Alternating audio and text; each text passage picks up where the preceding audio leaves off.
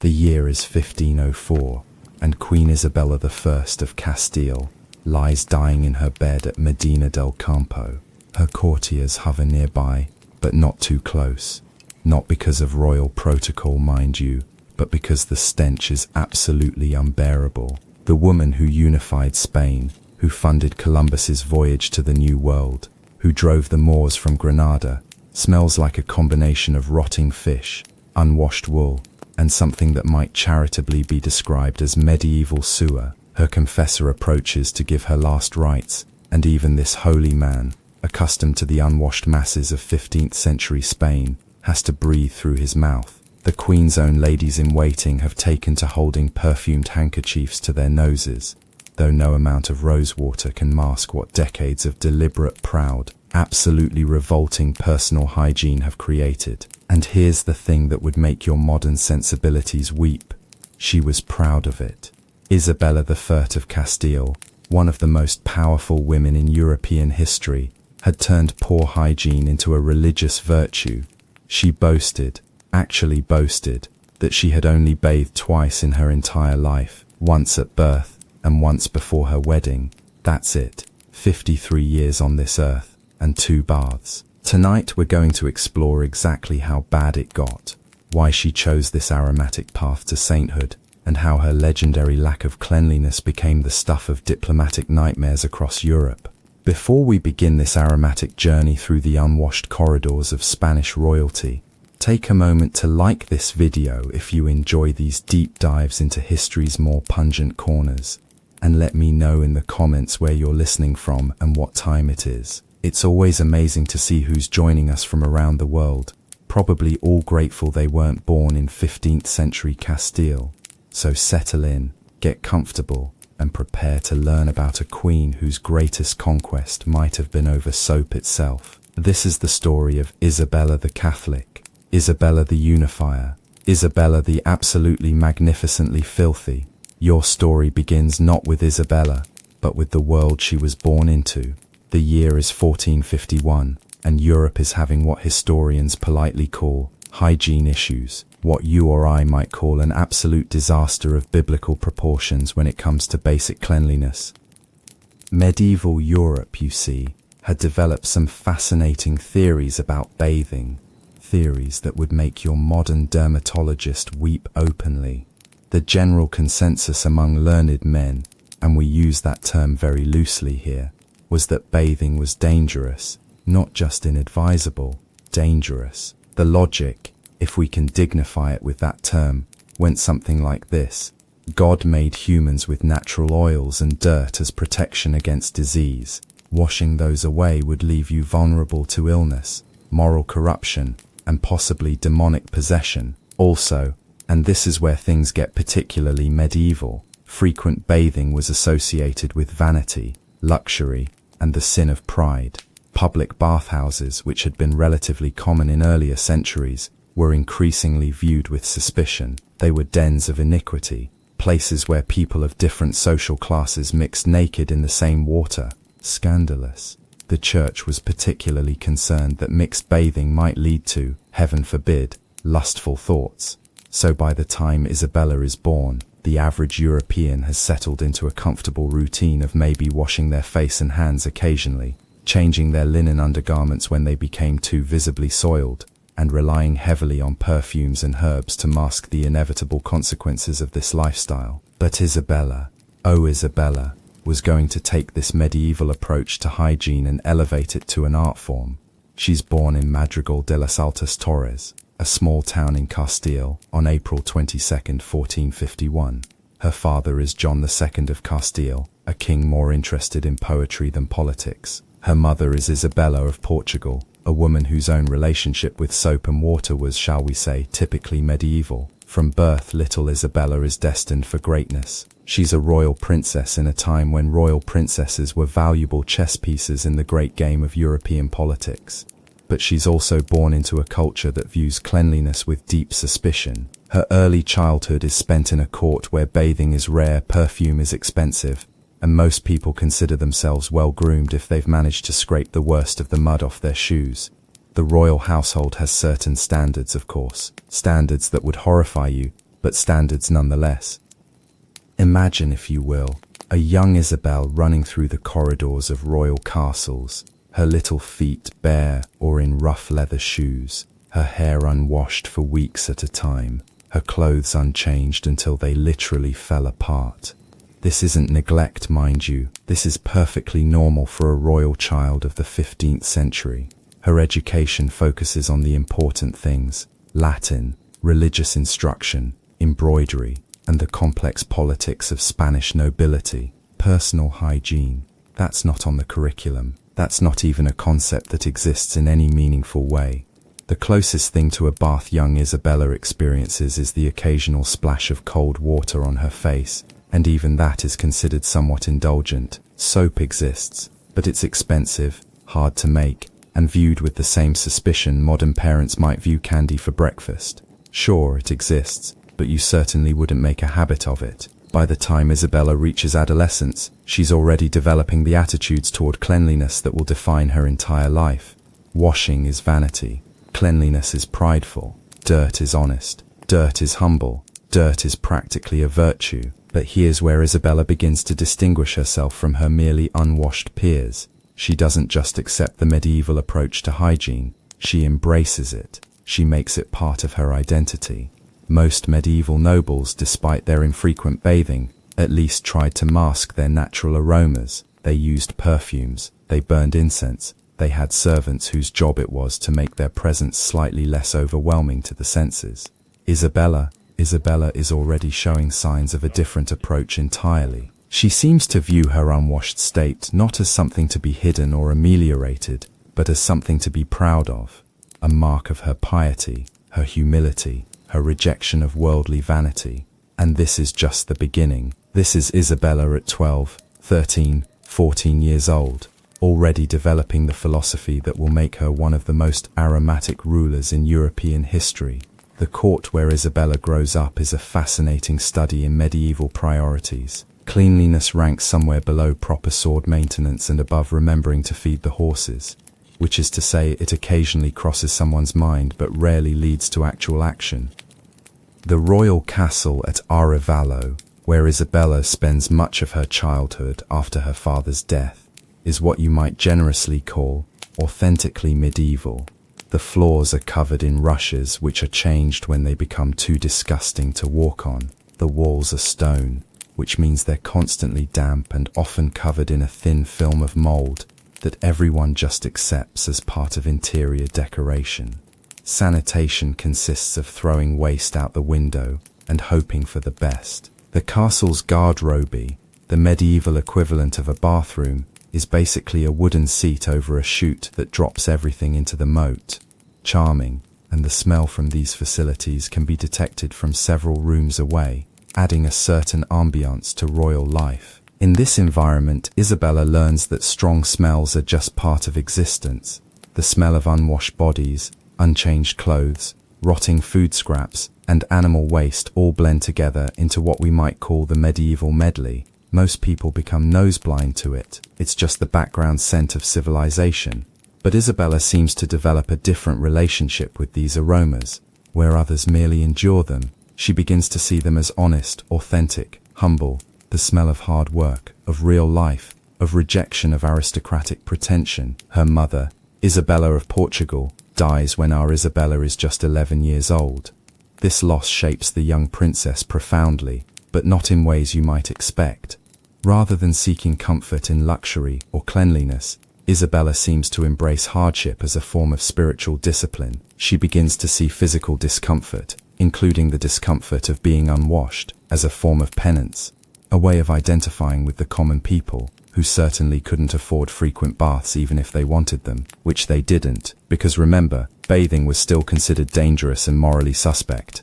By the time Isabella reaches her late teens, her approach to personal hygiene is already legendary within the court. Servants whisper about the princess who refuses to change her camise more than once a month. Courtiers place discreet bets on how long she can go without washing her hair. Her confessor begins incorporating prayers for tolerance of unpleasant odors into his daily routine. But here's the crucial thing to understand. Isabella isn't just dirty, she's philosophically dirty. She's made a conscious choice to reject cleanliness as a form of spiritual practice. This isn't neglect or laziness. This is deliberate, considered, theological filth. And she's just getting started. The teenage Isabella is already showing signs of the religious intensity that will define her reign. She spends hours in prayer, often kneeling on the cold stone floors of castle chapels, until her knees are bruised and swollen. She fasts regularly, sometimes to the point where her advisors worry about her health, and she refuses to bathe.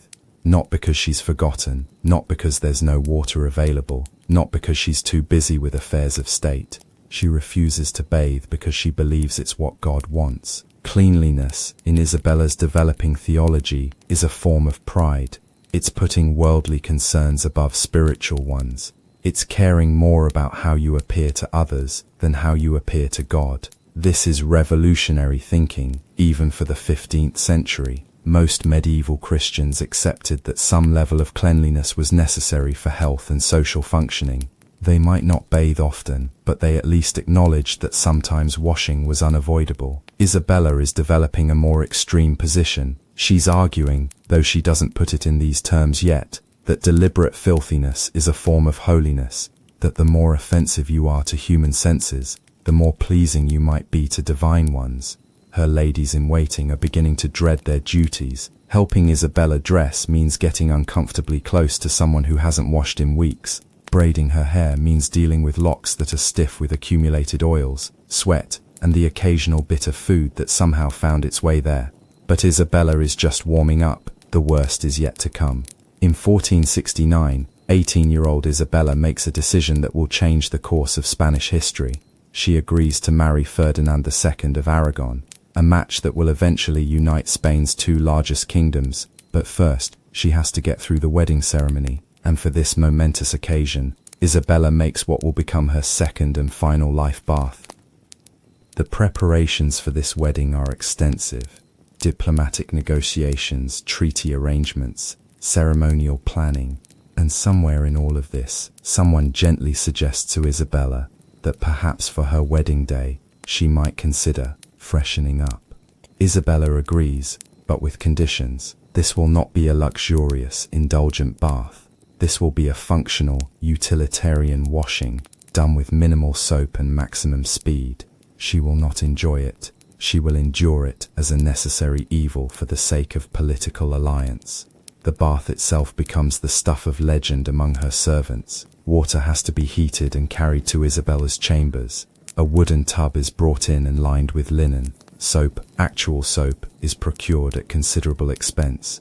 And then comes the moment of truth. Isabella, who has been accumulating 18 years' worth of authentic medieval grime, enters the water. The ladies-in-waiting assigned to help with this process later describe it in whispered conversations as something between a religious ritual and an archaeological excavation. Layers of dirt that have become so embedded they've practically become part of Isabella's skin begin to dissolve and float away.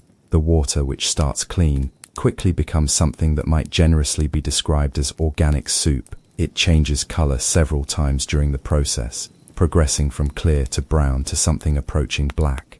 The smell, according to contemporary accounts, is indescribable. Several servants have to leave the room, but Isabella endures it all with the stoic dignity of a martyr. She's not enjoying this bath. She's suffering through it for the good of Spain. This isn't pleasure, it's sacrifice. When she finally emerges, clean for the first time since infancy, the ladies-in-waiting report that she looks like a completely different person. Skin that had been permanently grimy now appears pale and almost luminous. Hair that had been a matted, oily mass now reveals itself to be naturally auburn. But the most remarkable thing about this transformation isn't how different Isabella looks. It's how clearly uncomfortable she is with it. She fidgets in her clean skin like it doesn't fit properly. She complains that she feels cold, exposed, somehow naked, even when fully clothed. This is a woman who has spent 18 years building up protective layers of dirt and oil. Her skin isn't used to breathing. Her hair isn't used to moving freely. Her body isn't used to the feeling of clean fabric against clean skin. The wedding takes place on October 19, 1469, in the Palacio de los Vivero in Valladolid. Isabella, temporarily clean, marries Ferdinand in a ceremony that unites two kingdoms and creates what will become the Spanish Empire. But even as she's exchanging vows, you can almost see her counting the days until she can return to her natural, unwashed state. The honeymoon period, both political and personal, gives us our first glimpse of how Isabella's hygiene habits affect her relationships. Ferdinand, while no paragon of cleanliness himself, is apparently taken aback by his new wife's rapid return to her preferred aromatic state. Within days of the wedding, Isabella has abandoned any pretense of maintaining her wedding day cleanliness. The careful washing, the clean clothes, the brushed hair, all of it disappears like morning mist. She's back to her comfortable, familiar, absolutely revolting normal state. Ferdinand, raised in the court of Aragon, where hygiene standards were slightly higher than in Castile, tries diplomatically to suggest that perhaps his new wife might consider occasional washing. Isabella's response is swift and theological. Bathing is vanity, cleanliness is pride, and she will not compromise her spiritual principles for the sake of her husband's comfort. Ferdinand learns to breathe through his mouth during intimate conversations. He develops a habit of standing slightly upwind of his wife whenever possible. He starts carrying a small pouch of herbs in his doublet, which he can discreetly sniff when Isabella's presence becomes overwhelming. But here's the fascinating thing. This doesn't damage their relationship. If anything, Ferdinand seems to respect Isabella's commitment to her principles, even when those principles make sharing a bed something of an endurance test. Contemporary accounts describe Ferdinand developing what courtiers diplomatically refer to as tactical breathing techniques.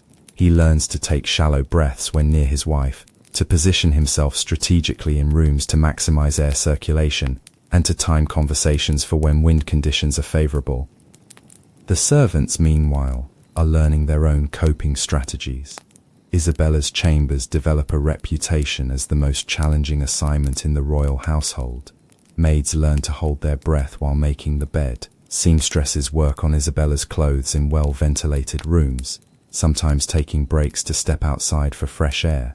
But Isabella remains serenely oblivious to, or perhaps deliberately indifferent to, the effect she's having on those around her. In her mind, she's achieved something remarkable. She's completely freed herself from the tyranny of social expectations about cleanliness.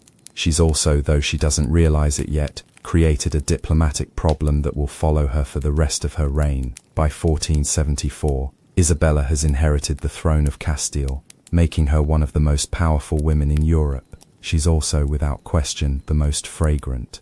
5 years of married life have only strengthened her commitment to her hygiene philosophy. Her coronation presents some unique challenges. This is a woman who will be crowned in a cathedral, surrounded by nobles, clergy, and foreign dignitaries. The ceremony will last several hours. People will be packed closely together in an enclosed space, and the guest of honor smells like she's been composting for half a decade. The Archbishop of Toledo, who will perform the coronation, requests a private meeting with Isabella's advisors several weeks before the ceremony. The conversation, according to diplomatic records, is delicate but urgent. Could Her Majesty perhaps consider, for this most solemn and public occasion, some accommodation to the sensitivities of those who will be present? Isabella's response is characteristically direct. Absolutely not. She will not compromise her principles for the sake of public ceremony. If the nobles and clergy cannot tolerate her natural state, perhaps they need to examine their own spiritual priorities.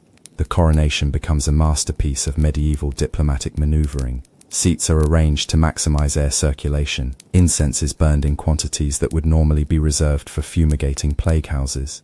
Windows are strategically opened despite the December cold. The Archbishop develops a technique of breathing exclusively through his mouth while speaking the Latin coronation rites. Several nobles in the front rows can be seen discreetly holding perfumed handkerchiefs. The Venetian ambassador later writes to his doge that he has never experienced anything quite like the aromatic intensity of a Spanish royal ceremony. But Isabel, magnificent in her coronation robes and absolutely horrifying in her natural scent, carries herself with such dignity and authority that no one dares comment directly. She is, after all, now Queen of Castile, and queens, no matter how they smell, demand respect. The ceremony concludes successfully, though several participants later report feeling lightheaded, which may have been spiritual transcendence or simply lack of oxygen from trying not to breathe too deeply. Isabella has achieved something remarkable. She's been crowned queen while maintaining absolute fidelity to her hygiene principles. She's proven that royal power transcends social conventions about cleanliness. She's also established a precedent that will make Spanish court life uniquely challenging for the next 30 years. Now that Isabella is queen, her personal habits become matters of state. Foreign ambassadors must endure audiences with a ruler whose commitment to unwashing has only strengthened with age and authority. Diplomatic correspondence from this period is filled with delicate references to the unique customs of the Castilian court. The French ambassador develops what his letters describe as a strategic respiratory condition that allows him to breathe only through his mouth during formal meetings. The English envoy begins requesting that all audiences with the Queen be held in gardens or courtyards, citing his physician's advice about the benefits of fresh air. The papal nuncio representing the Vatican faces a particular challenge. As a man of God, he cannot openly criticize Isabella's spiritual interpretation of hygiene. But as a human being with functioning olfactory senses, he struggles to maintain composure during religious discussions about papal policy. These diplomatic challenges reach their peak during state dinners. Picture, if you will, a formal banquet in the great hall of a Spanish castle. Long wooden tables laden with roasted meats, fine wines, elaborate pastries, nobles in their finest clothes, foreign dignitaries in silk and velvet, clergy in ceremonial robes. And at the head table, Queen Isabella, fragrant as a medieval stable, calmly eating her dinner while everyone within a 10-foot radius tries not to breathe too deeply. The logistics of these events become increasingly complex. Servants learn to approach the Queen's table from upwind whenever possible. The royal food tasters, whose job requires them to stand very close to Isabella, begin requesting hazard pay. Musicians discover that playing wind instruments near the Queen presents unique challenges to breath control. But Isabella remains completely unmoved by these difficulties. If anything, she seems to view the discomfort of others as confirmation that she's on the right spiritual path. The more her natural state challenges conventional sensibilities, the more convinced she becomes that she's chosen correctly. She begins to speak openly about her hygiene philosophy, turning what was once simply personal practice into official royal doctrine. Cleanliness, she declares, is a form of vanity that distances people from their authentic selves and from God. The natural oils and scents of the human body are part of divine creation and should be celebrated, not washed away. This creates some awkward moments for her advisors, who now have to defend their queen's aromatic choices to increasingly bewildered foreign courts. The 1480s mark the height of Isabella's power and, not coincidentally, the peak of her olfactory impact. She's in her 30s now, at the height of her political influence, commanding armies, expelling the Moors from Granada, and funding Columbus's expeditions to the New World. She's also reached what we might call the mature phase of her unwashing career. Nearly 15 years of married life, a decade as queen, and not a single bath since her wedding day have created what contemporary accounts describe as a richly complex aromatic profile. By this point, Isabella's scent has developed what perfumers might call depth and character. The base notes of accumulated sweat and body oils have mellowed and intensified. The middle notes of unwashed hair and unchanged clothing add complexity, and the top notes of whatever she's eaten recently provide daily variation to the overall bouquet. Her clothes, worn until they literally fall apart and then mended repeatedly, have absorbed years of this aromatic development.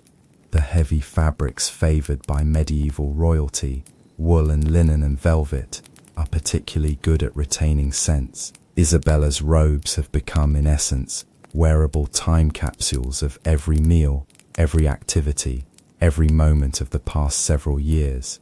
The royal laundresses, faced with garments that haven't been properly cleaned in years, develop increasingly creative approaches to their work. Some items are simply deemed beyond salvation and quietly disposed of.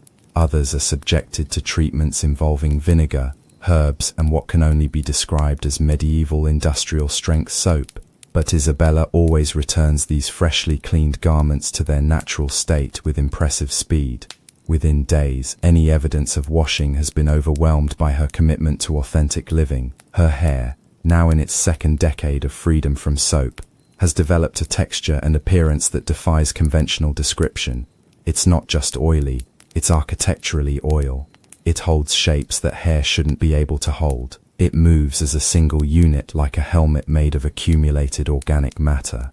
The royal hairdressers tasked with creating appropriate styles for state occasions have had to develop entirely new techniques. Traditional braiding is impossible when hair has achieved this level of structural integrity.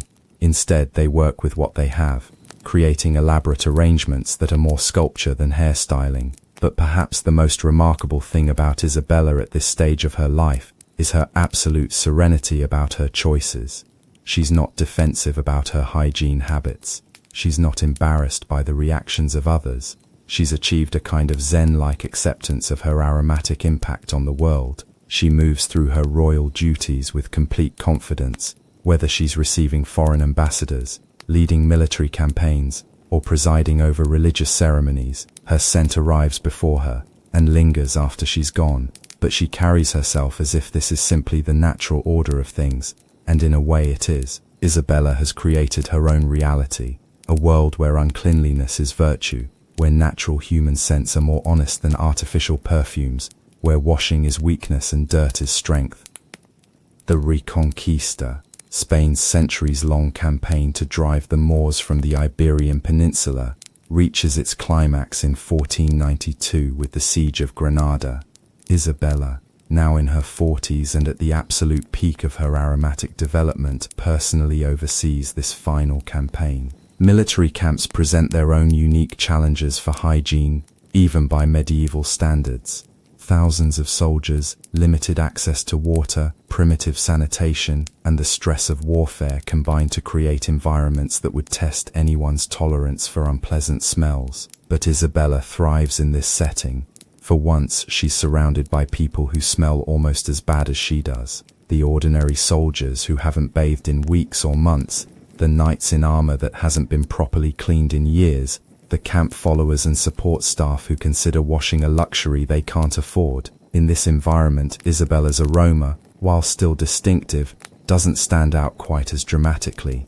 She blends into the general medieval military miasma like a particularly pungent note in an already complex symphony of unwashing. Her presence on the battlefield becomes legendary. Soldiers report that they can tell when the Queen is nearby even in the chaos of battle, not by sight or sound, but by a familiar change in the aromatic landscape. Isabella's scent becomes a rallying point, a way for Spanish forces to locate their sovereign even in the confusion of medieval warfare. The siege of Granada lasts several months, during which Isabella lives in a military camp, sleeping in a tent, eating field rations, and managing a complex military campaign. These conditions, which would challenge anyone's hygiene standards, seem to suit Isabella perfectly. She has no access to baths, of course, but this doesn't bother her since she wouldn't use them anyway. Her clothes become increasingly weathered and stained, but this only reinforces her image as a queen who shares her soldiers' hardships. Her hair, now protected by a warrior's helmet for much of each day, develops new and interesting textures, but it's after the victory at Granada that Isabella's hygiene philosophy faces its greatest test. The surrender ceremony requires her to receive the keys to the city from the defeated Moorish king Boabdil, in a formal public ritual that will be witnessed by thousands and remembered by history. This is one of the most important moments of Isabella's reign, the culmination of her life's work, the achievement that will define her legacy, and she has to get through it while smelling like she's been living in a military camp for months, which of course she has. The ceremony takes place on January 2nd, 1492, outside the walls of Granada. Isabella, wearing her finest armor and most elaborate robes, both of which have been marinating in months of campaign life, receives the formal surrender of the last Moorish stronghold in Spain. Contemporary accounts focus naturally on the historical significance of the moment, but reading between the lines, you can detect hints of the aromatic challenges involved. References to the Queen's authentic presence, to the honest sense of victory, to Her Majesty's uncompromising commitment to her principles even in triumph.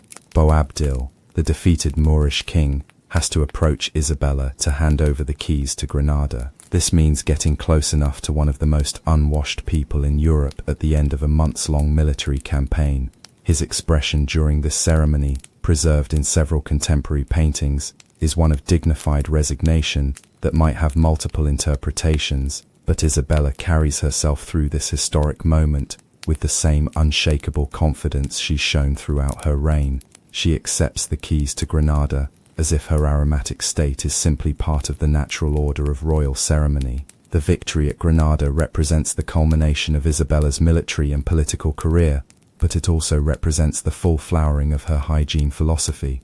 She has conquered a kingdom while maintaining absolute fidelity to her principles of uncleanliness. She has proven that great deeds can be accomplished without great soap.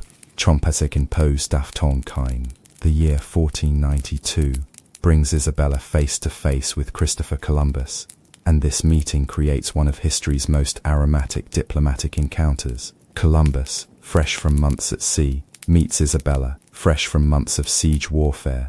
Neither has bathed recently, but for very different reasons. Columbus's unwashing is practical and temporary. Ships don't have facilities for bathing, fresh water is precious, and ocean voyages don't accommodate personal hygiene luxuries. But he expects to remedy this situation once he returns to civilization. Isabella's unwashing is philosophical and permanent. She has chosen this state as a form of spiritual discipline and has no intention of changing regardless of circumstances. The meeting between these two historically significant figures takes place in the throne room at the Alcazar of Córdoba. Columbus, hoping to secure funding for his proposed voyage to the Indies, has dressed in his finest clothes and tried to present himself as well as possible, given the limitations of 15th century travel hygiene. But he's not prepared for Isabella. Columbus later writes in his journals about this first audience with the Queen. Though he uses diplomatically careful language, he refers to Isabella's authentic presence and her uncompromising spiritual commitment, but reading between the lines, you can sense his shock at meeting a monarch whose aromatic intensity surpasses even that of veteran ocean sailors. The negotiation itself takes place over several meetings, and Columbus gradually adapts to the unique conditions of Isabella's court. He learns the breathing techniques that her regular courtiers have mastered. He positions himself strategically in rooms to take advantage of air currents. He develops a habit of holding audiences in gardens whenever possible. But Isabella, impressed by Columbus's vision and convinced by his arguments, agrees to fund his expedition. The meeting of these two unwashed but determined individuals leads to one of the most significant moments in world history, the European discovery of the Americas. When Columbus returns from his first voyage in 1493, he brings news of his successful journey to what he believes are the Indies. The audience where he reports this discovery to Isabella takes place in Barcelona, and it's one of the most momentous meetings in human history. It's also one of the most fragrant. Columbus, after months at sea followed by the journey across Spain, has reached new heights of travel-induced unwashing. Isabella, after a year of maintaining her hygiene principles while managing the affairs of her newly unified kingdom, has achieved new depths of philosophical filthiness. The throne room where this historic meeting takes place requires careful preparation. Windows are opened despite the cool March weather. Incense is burned in quantities normally reserved for the most solemn religious ceremonies. The royal guards position themselves strategically to maintain security while optimizing air circulation. Columbus presents Isabella with evidence of his discoveries, gold, exotic plants, and several Native Americans who have made the journey to Europe. This is one of the most significant moments in world history, the meeting of two continents, the beginning of the age of global exploration, and it takes place in what is essentially a carefully managed aromatic crisis. Isabella receives Columbus's report with the dignity and authority befitting such a historic moment. She examines the gold, studies the exotic plants, and speaks graciously with the Native Americans, all while maintaining the serene composure that has characterized her entire reign. The fact that everyone in the room is breathing carefully through their mouths doesn't diminish the historical significance of the moment. Isabella has funded the discovery of the New World while maintaining absolute commitment to her principles of uncleanliness. She has, quite literally, changed the world without changing her camise. By the late 1490s, Isabella is approaching 50 and has reached what we might call the Grandmaster level of medieval unwashing. Nearly 30 years of marriage, over 20 years as queen, and not a single bath since her wedding day, have created something truly remarkable in the annals of royal hygiene. Her reputation has spread far beyond Spain. Foreign courts whisper about the Spanish queen, who has turned filthiness into a form of statecraft. Diplomatic correspondence includes coded references to the unique customs of the Castilian court and the authentic approach of Queen Isabella. The Vatican, which generally supports Isabella's religious policies, faces a delicate situation. Her commitment to uncleanliness is clearly rooted in spiritual conviction, making it difficult for church officials to criticize. But papal nuncios still struggle with the practical challenges of conducting business with a sovereign who smells like she's been excavated from an archaeological site. Pope Alexander VI, who has his own reputation for unconventional behavior, reportedly comments privately that Isabella's approach to hygiene makes even his most debauched cardinals seem fastidious by comparison. Isabella's children, now adults with their own political responsibilities, have grown up in this aromatic environment and have developed their own coping strategies. Her daughter Juana, later known as Juana the Mad, may have inherited more than just political instability from her mother. Contemporary accounts suggest that Juana's own relationship with bathing was, shall we say, influenced by maternal example. Her son Juan, heir to the throne, has learned the diplomatic breathing techniques that characterize Isabella's court. His own marriage negotiations become complicated when foreign princesses' families request detailed information about Spanish court customs, particularly regarding expectations for personal hygiene standards. But Isabella remains serenely confident in her choices. As she enters her 50s, she has achieved something remarkable. She has successfully ruled one of Europe's most powerful kingdoms, while maintaining complete fidelity to her hygiene philosophy. She has proven that greatness doesn't require cleanliness, that power transcends social conventions about washing, and that authentic spirituality is more important than artificial freshness. She has also created what might be the most challenging working environment in medieval Europe. The Spanish Inquisition, established by Isabella in 1478, presents some unique operational challenges related to the Queen's aromatic state. Inquisition proceedings require close quarters, formal interrogations, and detailed record-keeping. All of these activities become more complicated when the sovereign authority behind the Inquisition smells like she's been fermenting for decades. Tomás de Torquemada, the first Grand Inquisitor, has to develop new protocols for conducting business with Isabella. Meetings about Inquisition policy take place in well-ventilated rooms, preferably with multiple windows open. Documents requiring royal approval are presented on long-handled trays to minimize close contact. The theological discussions between Isabella and Torquemada about the spiritual justification for the Inquisition take on additional complexity. When one participant in the conversation embodies such an extreme interpretation of spiritual authenticity, Torquemada, himself no stranger to ascetic practices, finds Isabella's commitment to uncleanliness both admirable and practically challenging. Auto de fe ceremonies. The public trials and punishments conducted by the Inquisition require Isabella's presence as the royal authority behind the proceedings. These events, often held in enclosed plazas with large crowds, become exercises in crowd control and air management. Isabella processes through these ceremonies with the same dignity she brings to all royal occasions, but the logistics become increasingly complex. Her route through the crowds is carefully planned to maximize air circulation. Her elevated seating is positioned to take advantage of prevailing winds. Guards learn to maintain security while breathing exclusively through their mouths.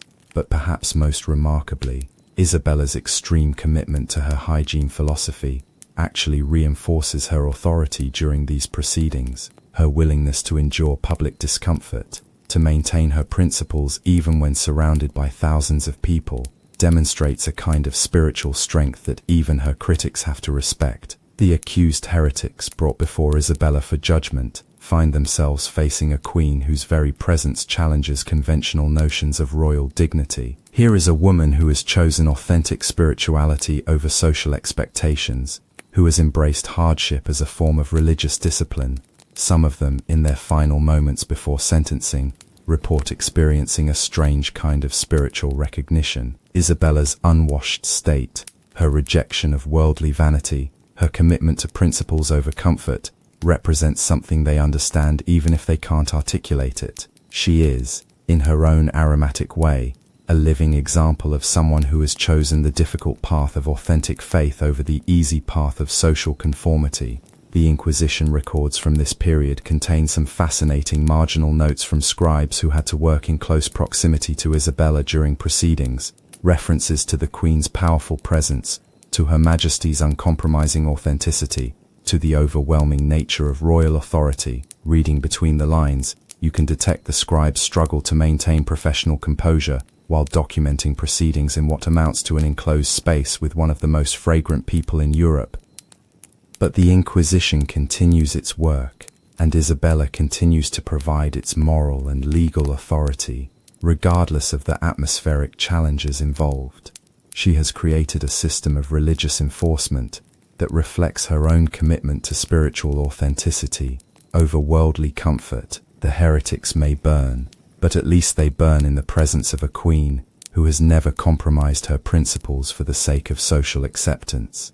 As Isabella enters the final decade of her life, her hygiene philosophy reaches its ultimate expression. She's now in her 50s, a grandmother, a woman who has ruled successfully for nearly 30 years, while maintaining absolute fidelity to her principles of uncleanliness. Her court has evolved into something unique in European history, a functioning royal government that operates despite, or perhaps because of, the extraordinary aromatic challenges presented by its sovereign. Courtiers have learned to function in conditions that would challenge a medieval stable hand. Diplomats have developed respiratory techniques that would impress professional pearl divers. But Isabella herself remains completely serene about her choices. If anything, age has only strengthened her conviction that she has chosen the correct path. The accumulated wisdom of decades of unwashing has convinced her that cleanliness is indeed vanity, that natural human scents are more honest than artificial perfumes, that authentic spirituality requires rejection of worldly comfort. Her daily routine at this stage of her life has achieved a kind of ritualistic perfection. She rises before dawn for private prayer, kneeling on the stone floors of her chapel, until her aging knees ache. She breaks her fast with simple foods, bread, watered wine, perhaps some fruit. She dresses in the same clothes she's worn for weeks, robes that have absorbed decades of accumulated royal living. Her hair, now silver-grey beneath its protective coating of natural oils, is arranged by servants who have learned to work quickly and efficiently. Her face, weathered by age and unwashed by choice, carries the authority of someone who has never doubted her path. She holds court in rooms where windows have been strategically modified to optimize air circulation. She receives petitioners, foreign ambassadors, and religious officials with the same dignity she's maintained throughout her reign, regardless of their obvious respiratory distress. Her marriage to Ferdinand, now in its 4th decade, has achieved a kind of aromatic equilibrium. Ferdinand has learned not just to tolerate his wife's scent, but to find in it a kind of familiar comfort. It's the smell of home, of consistency, of a woman who has never wavered in her principles. Their conversations, still conducted with Ferdinand positioned strategically upwind when possible, cover the great affairs of state, the administration of their unified kingdoms, the management of their growing empire in the New World, the complex politics of European alliances. But there's also an intimacy to these interactions that transcends the obvious atmospheric challenges.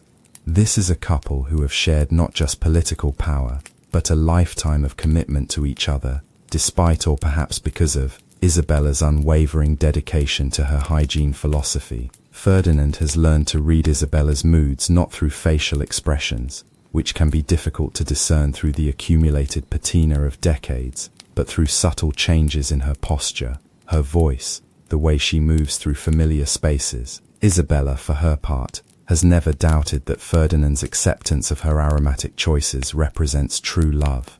Any man can be attracted to a woman who smells of rosewater and silk. It takes a special kind of devotion to remain married for 30 years to someone who smells like an archaeological excavation.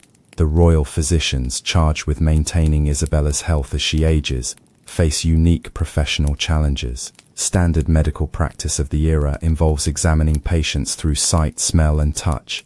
In Isabella's case, the smell component of diagnosis has been rendered essentially useless. Dr. Diego Alvarez de Chanca, Isabella's personal physician, has had to develop entirely new diagnostic techniques. He learns to read health indicators through posture, voice quality, and energy levels, rather than through the traditional aromatic cues that medieval medicine relies upon. His medical reports, preserved in the Royal Archives, make fascinating reading. Careful descriptions of Isabella's general demeanor, her appetite, her sleep patterns, all written in the diplomatic language of someone trying to provide professional medical care, while avoiding any direct reference to his patient's extraordinary aromatic state. When Isabella does fall ill, which happens more frequently as she ages, the sick room presents additional challenges. Medieval medical treatment often involves close physical proximity between physician and patient, pulse taking, examination of the eyes and throat, assessment of skin condition. Alvarez develops what he diplomatically refers to as expedited examination techniques. He learns to take Isabella's pulse while holding his breath. He positions himself to examine her throat from the maximum possible distance. He develops a system of rapid, efficient physical assessment that minimizes his exposure to what he privately describes as the Queen's unique therapeutic environment. But Isabella, even when ill, maintains her commitment to her hygiene principles. She refuses any treatments that might involve washing or cleaning. She rejects medicinal baths, herbal rinses, or any therapy that might compromise her authentic state. This creates some interesting medical challenges. Medieval treatment for many conditions involves cleaning wounds, washing affected areas, or applying poultices that require clean skin for proper adhesion. Isabella's accumulated protective layer of natural oils and organic matter makes many standard treatments impossible. Dr. Lee Alvarez has to develop alternative approaches, medications that can be administered orally rather than topically, treatments that work around rather than through Isabella's aromatic defenses, therapeutic techniques that respect her commitment to uncleanliness while still providing effective medical care.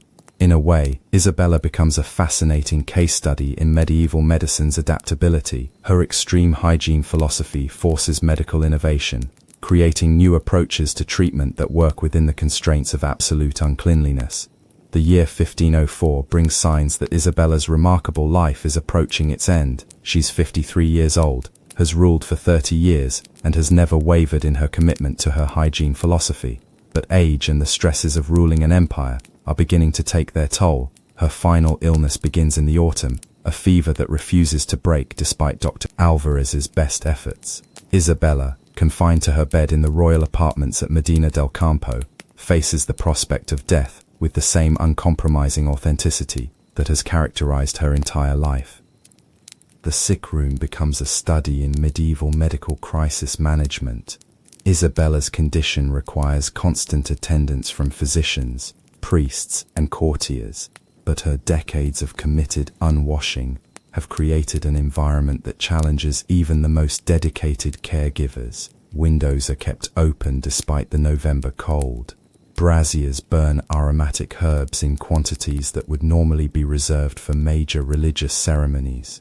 Servants develop rotating schedules that allow for brief respites in fresh air. But Isabella, even as her strength fails, refuses any compromise to her principles. She will not allow her body to be washed for comfort or medical treatment. She will not change into fresh linens more frequently than absolutely necessary. She will meet death as she has met life, authentic, uncompromising, and absolutely unwashed. Her confessor, Father Francisco Jiménez de Cisneros, faces the delicate challenge of providing spiritual comfort to a dying queen whose aromatic state tests even his considerable religious discipline. Their conversations about Isabella's spiritual condition, her final confession, and her preparation for the afterlife take place in an atmosphere that would challenge the most committed ascetic. But Father Jiménez recognizes something profound in Isabella's approach to death, her willingness to maintain her principles even in extremity, her refusal to seek comfort through compromise, her commitment to authenticity over convenience, all reflect a kind of spiritual strength that he finds genuinely admirable. Isabella's final days are spent in prayer, in conversations with family members and advisors, and in the preparation of her will and testament. The great affairs of state must be settled, the succession of her kingdoms, the disposition of her New World territories, the future of the Spanish Empire she has helped create. But even these momentous decisions are made in the unique atmospheric conditions that have characterized Isabella's entire reign. Lawyers and scribes work in carefully ventilated rooms, breathing through their mouths while documenting the final wishes of one of Europe's most powerful monarchs.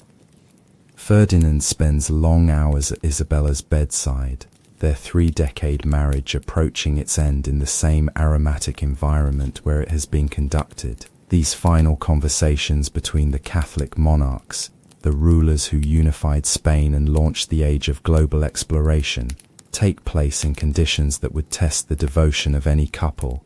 But there's a strange beauty to these final scenes. Ferdinand, who has learned to love his wife despite and perhaps because of her extraordinary commitment to her principles, provides comfort and companionship without asking her to change. Isabella, facing death with the same uncompromising authenticity she has brought to life, finds in Ferdinand's presence a kind of acceptance that transcends the obvious atmospheric challenges.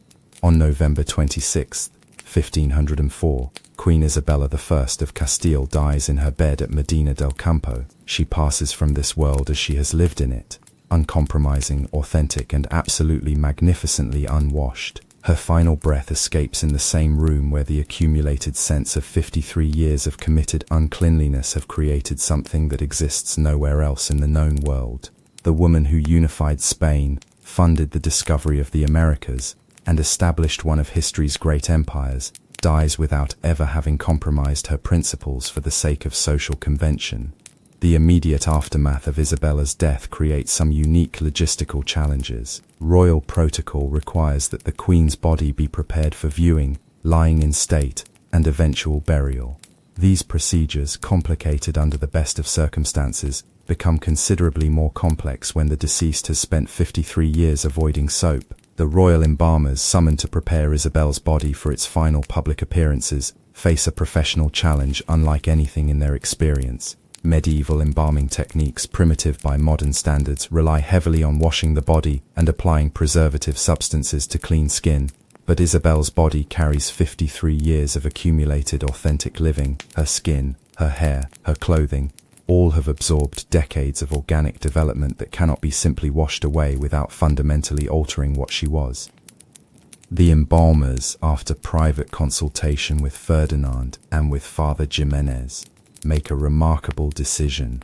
They will prepare Isabella's body for burial while respecting her commitment to uncleanliness. This means working around, rather than removing, the natural patina that has accumulated over her lifetime.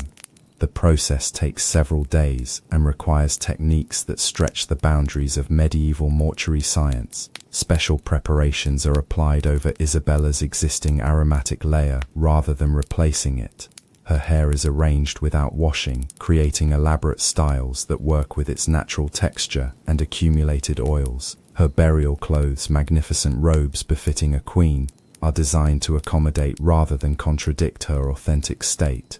The fabrics are chosen for their ability to harmonize with rather than mask the scents that have become part of Isabella's identity. The lying in state presents its own challenges. Isabella's body, prepared according to her hygiene philosophy, lies in the royal chapel for 3 days, while subjects come to pay their final respects. The chapel, carefully ventilated and filled with massive quantities of incense, becomes a place of pilgrimage for those who wish to honor their queen. The mourners who file past Isabella's bier experience something unique in the history of royal funerals. This is not the artificial preservation of death masked by cosmetics and perfumes. This is authentic mortality, the honest reality of a human life that has rejected artificial enhancement even in death. Some mourners are overwhelmed by the experience and have to leave quickly. Others find in Isabella's uncompromising authenticity, maintained even in death, a kind of spiritual lesson about the importance of staying true to one's principles regardless of social pressure. Children, brought by their parents to witness this historic moment, will remember for the rest of their lives the queen who chose to remain herself even when it would have been easier to conform. The funeral procession from Medina del Campo to Granada, where Isabella has chosen to be buried, becomes one of the most remarkable royal journeys in European history. The queen's body, transported in a specially designed hearse that accommodates her aromatic requirements, travels across Spain, accompanied by hundreds of mourners, nobles and clergy.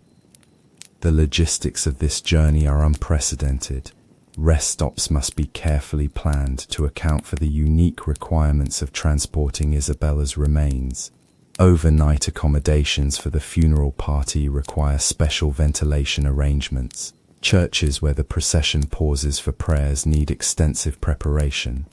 But the Spanish people who have lived under Isabella's rule for 30 years turn out in enormous numbers to witness her final journey. They line the roads, fill the plazas, crowd into churches, all coming to pay their respects to the Queen who never compromised her principles. Many of these mourners have never been close enough to Isabella during her lifetime to experience her aromatic intensity directly. For them, this funeral procession provides their first and last encounter with the full reality of their Queen's commitment to authentic living. The reactions are mixed but universally respectful. Some mourners are clearly overwhelmed by the sensory experience. Others seem to find in Isabella's unwavering commitment to her principles a kind of inspiration that transcends the obvious atmospheric challenges.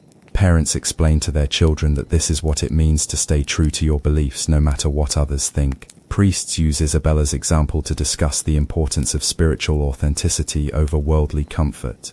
Nobles reflect on their own compromises and wonder if they have been too willing to sacrifice principle for convenience. The procession takes several weeks to complete, winding through the Spanish countryside past villages and towns where Isabella's subjects gather to bid farewell to their queen. Each stop on this journey becomes a small historical moment, a community's opportunity to witness the passing of someone who changed their world while never changing herself. When the funeral procession finally reaches Granada, the city that represents the culmination of Isabella's military and political achievements, preparations for the final burial ceremony have been underway for weeks. The Cathedral of Granada, still under construction, will be Isabella's final resting place. The burial ceremony itself becomes a masterpiece of medieval logistics and diplomacy. Foreign dignitaries, Spanish nobles, high clergy, and representatives from across Isabella's empire gather in the cathedral for the final farewell to the Catholic monarch.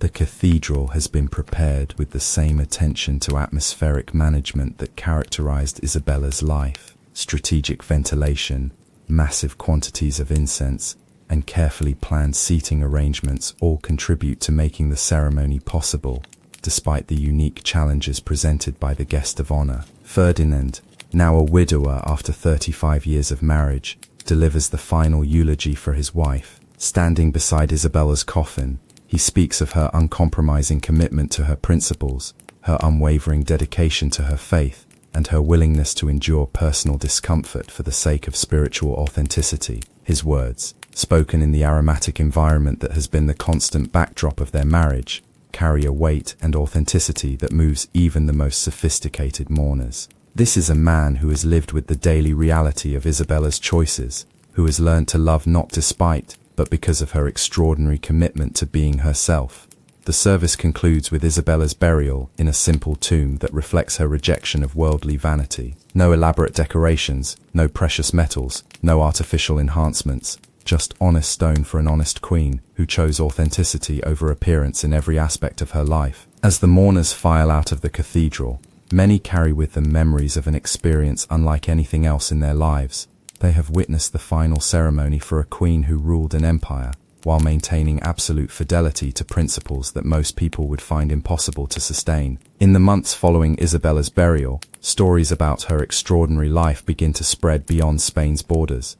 European courts, which have heard whispered rumors about the Spanish queen's unusual habits, now learn the full scope of her commitment to her hygiene philosophy. These stories, passed from diplomat to diplomat, from merchant to merchant, from traveler to traveler, begin to take on the quality of legend. The queen who bathed twice in her entire life, the monarch who turned uncleanliness into a form of statecraft, the ruler who conquered kingdoms while rejecting soap. Some of these stories are accurate, others become exaggerated in the telling, but all of them capture something essential about Isabella, her absolute refusal to compromise her principles for the sake of social convenience.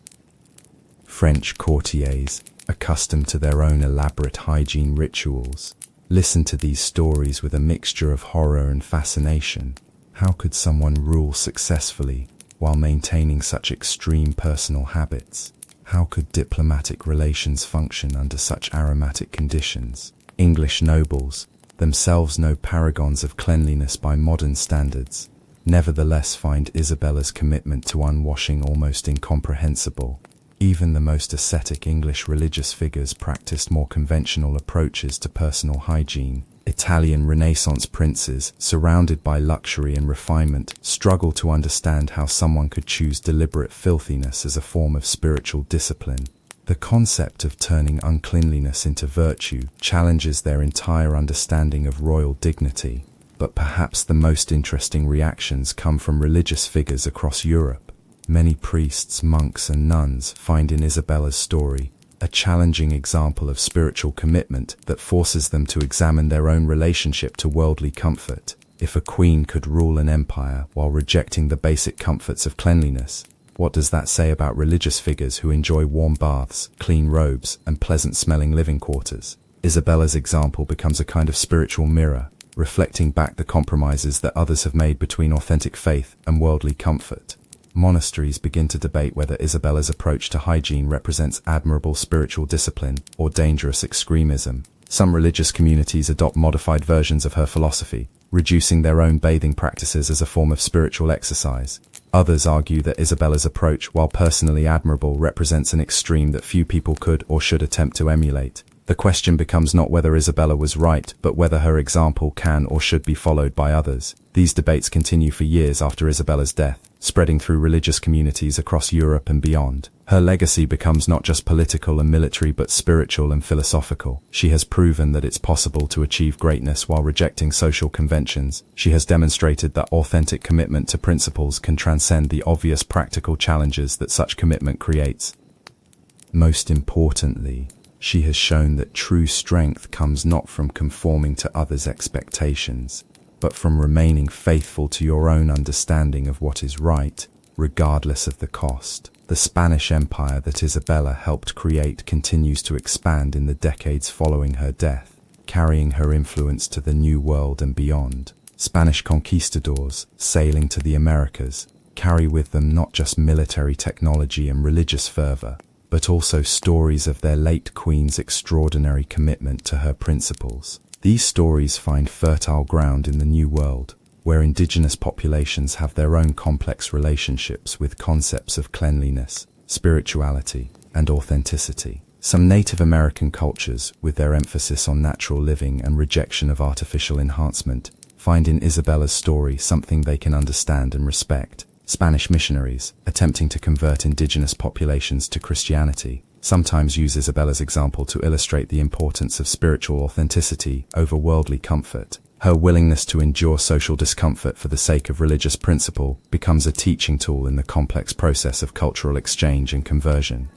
But the most profound impact of Isabella's legacy may be on the Spanish colonists themselves. Living in the challenging conditions of New World settlements, far from the comforts of European civilization, they find in their late queen's example a model for maintaining dignity and purpose despite physical hardship. If Isabella could rule an empire while sleeping on unwashed sheets and wearing unchanged clothes, then Spanish settlers can surely endure the primitive conditions of colonial life without losing their sense of identity and purpose. Her story becomes part of Spanish colonial culture, a reminder that greatness comes not from luxury but from commitment, not from comfort but from authenticity, not from conforming to others' expectations but from remaining true to your own principles. Towns and cities throughout the Spanish Empire name streets, plazas, and buildings after Isabella, but these physical monuments capture only part of her legacy. The more important legacy is cultural and spiritual, the example of someone who proved that you can change the world without changing yourself. Back in Spain, Ferdinand rules alone for several years after Isabella's death, but the kingdom they created together continues to reflect her influence. The Spanish court, which learned to function despite the extraordinary atmospheric challenges of Isabella's reign, develops into one of Europe's most effective governmental systems. The courtiers who learn to conduct business while breathing through their mouths become some of the most adaptable diplomats in European history.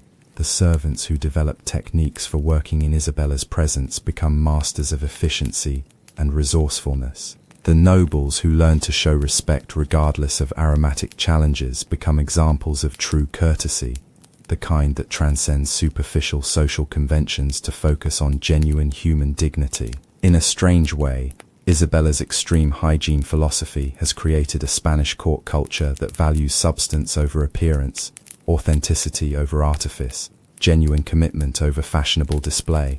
These values influence Spanish art, literature, philosophy, and politics for generations. The Spanish Golden Age, which begins during Isabella's lifetime and continues long after her death, reflects in part her influence, a culture that values truth over beauty, commitment over comfort, authenticity over appearance. Writers like Cervantes create characters who embody some of Isabella's commitment to principle despite social pressure. Artists develop styles that emphasize genuine emotion over artificial beauty. Philosophers explore questions about the relationship between authentic living and social convention. All of this cultural development can be traced, at least in part, to the example of a queen who chose to remain herself regardless of what others thought, who proved that true greatness comes from inner conviction rather than external approval. The political systems that Isabella and Ferdinand created, tested under the extreme conditions of her aromatic reign, prove remarkably durable and effective. The unified Spanish monarchy continues to function long after both Catholic monarchs have died, ruling an empire that spans continents and influences world history for centuries.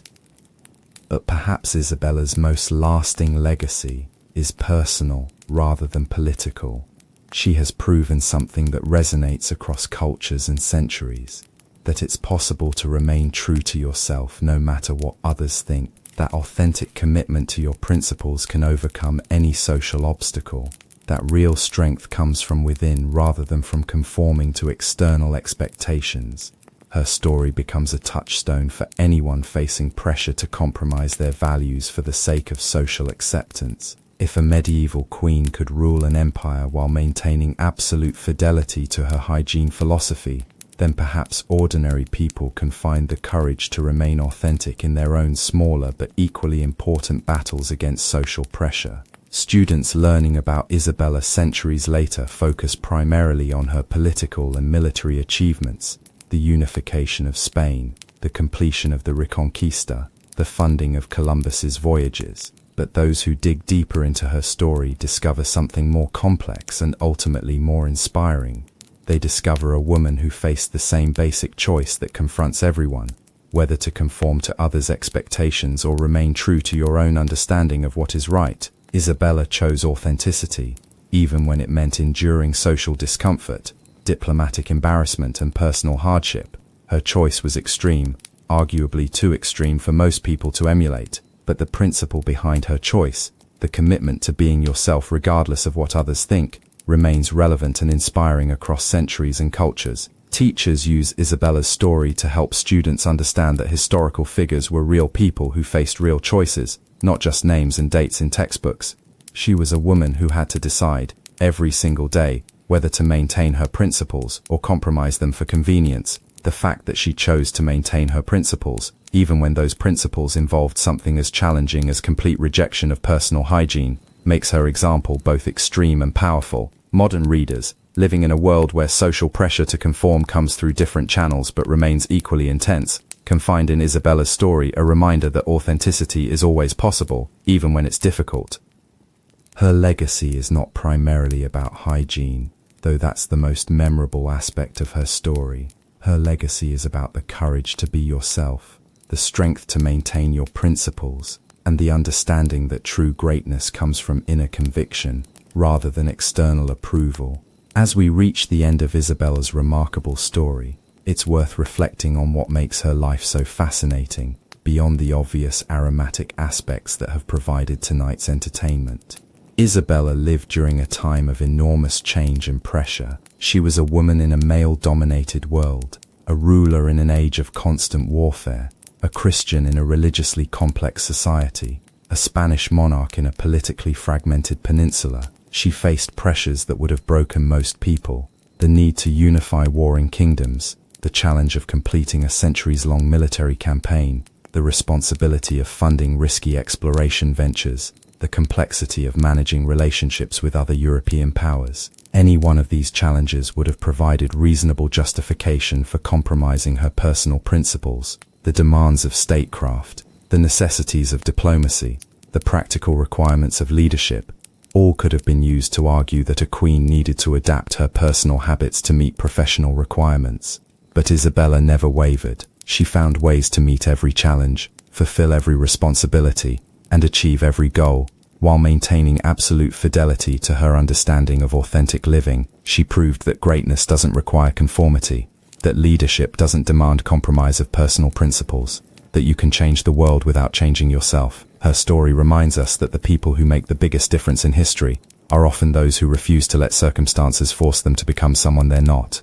Isabella I of Castile died as she lived, uncompromising, authentic, and absolutely committed to being herself. She left behind a unified Spain, a growing empire, and a legacy of achievement that would influence world history for centuries. But perhaps more importantly, she left behind an example of what it means to remain true to yourself no matter what others think, no matter how difficult the circumstances, no matter how much easier it would be to simply conform. And if tonight's journey through the aromatic corridors of Spanish royal history has entertained you, if it's helped you drift off to sleep with thoughts of a queen who conquered kingdoms while conquering soap, then Isabella's story has served one more purpose. She continues to teach us, centuries after her death, that authenticity is always possible, that true strength comes from within, and that the most memorable people in history are often those who had the courage to be magnificently, uncompromisingly themselves. But Isabella's influence on hygiene philosophy extends far beyond her immediate political legacy. In the years following her death, a curious phenomenon begins to emerge across Europe, the rise of what historians quietly call Isabella-inspired approaches to personal cleanliness. Religious communities, particularly those dedicated to extreme asceticism, begin to study Isabella's life as a model for spiritual discipline. Convents across Spain report increases in novices requesting permission to reduce their bathing frequency as a form of religious devotion. Some take Isabella's example quite literally, attempting to limit themselves to birth and marriage as their only encounters with soap and water.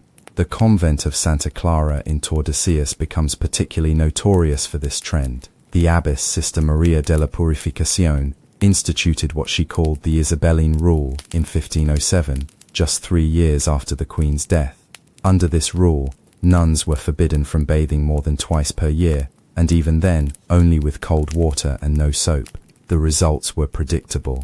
The convent quickly developed a reputation that extended far beyond its spiritual accomplishments. Local peasants began to avoid walking downwind of the convent walls. Visiting priests requested that confessions be heard in the outdoor garden, rather than in the traditional confessional booths. Even the convent's cats, known for their tolerance of medieval odors, began spending most of their time in the outer courtyards. But Sister Maria remained convinced that she had discovered the true path to spiritual enlightenment.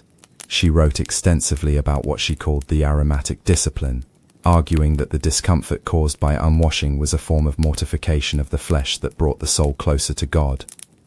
Her treatise, De Odore Sanctitatis, or On the Scent of Sanctity, became required reading in several Spanish religious communities. In it, she argued that Isabella's rejection of bathing represented the highest form of Christian virtue, a complete abandonment of worldly vanity in favor of spiritual authenticity. The treatise includes detailed instructions for maintaining what Sister Maria calls holy uncleanliness, specific guidelines for how infrequently clothing should be changed, recommendations for avoiding all forms of artificial scent, and elaborate theological justifications for why soap represents a form of spiritual corruption. Reading these instructions today, it's hard to imagine how anyone could have taken them seriously. But in the early 16th century, when Isabella's memory was still fresh, and her achievements still inspiring, there were many who saw in her hygiene philosophy a radical new approach to religious life. The movement spread beyond Spain. French monasteries reported inquiries about the Spanish method of spiritual discipline. Italian convents requested copies of Sister Maria's writings. Even some English religious communities, despite their generally antagonistic relationship with Spanish Catholicism, showed interest in what they diplomatically referred to as alternative approaches to mortification. But perhaps the most fascinating development was the emergence of lay communities dedicated to following Isabella's example. These groups, calling themselves Isabellistas, or the unwashed, attempted to live in the secular world while maintaining the same commitment to uncleanliness that had characterized their beloved queen. The Isabellistas developed their own rituals and practices. New members took solemn vows to avoid bathing except in cases of extreme medical necessity. They created special clothing designed to hide the visual effects of long-term unwashing. They developed complicated social protocols for interacting with the general public, while maintaining their aromatic authenticity. In Seville, a group of wealthy merchants formed an Isabellista trading company, arguing that their commitment to authentic living made them more trustworthy business partners than their bathed competitors. They conducted business from specially ventilated offices, and developed a reputation for honesty that they claimed was directly related to their rejection of the vanity of cleanliness. The company's success was mixed. While some clients appreciated their unconventional approach and seemed to equate their aromatic intensity with business integrity, others found the sensory experience of negotiating contracts with unwashed merchants too challenging to endure. The Seville Isabellistas eventually had to modify their practices, developing what they called commercial accommodations that allowed for minimal washing during important business negotiations. This compromise led to heated theological debates within the movement about whether any concession to cleanliness, even for economic necessity, represented a betrayal of Isabella's example. These debates split the Isabellista movement into several factions. The purists maintained that any bathing, regardless of circumstances, represented spiritual failure.